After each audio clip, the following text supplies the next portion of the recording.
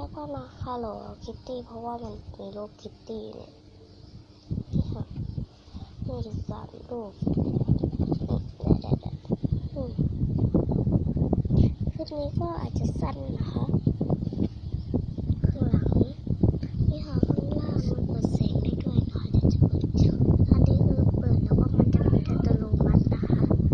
นี่ค่ะเปิดแล้วเดี๋ยวไม่ต้องรอให้มันปิดเนาะเดี๋ยวจะ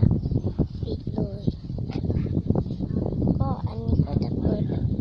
ไม่ปิดอัตโนมัติให้เราปิดเองนี่ค่ะมันจะไม่ปิดให้เอาเดี๋ยวเขาปิดก่อนนะปิดแล้วมีอุณหภูมินะคะบอกอุณหภูมิไม่รู้เท่าไหร่ค่ะตอนนี้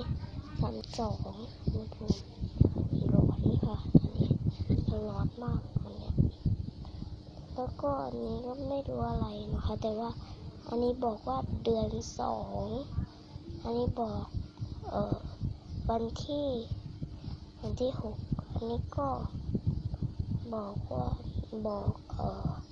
เรียกอะไรบอกว่าตอนนี้ตี 1แล้ว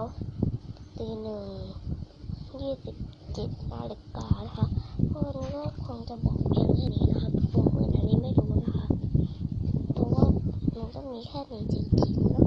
ไม่มีอะไรแล้วอันนี้ก็ลาไปก่อนนะคะกลับ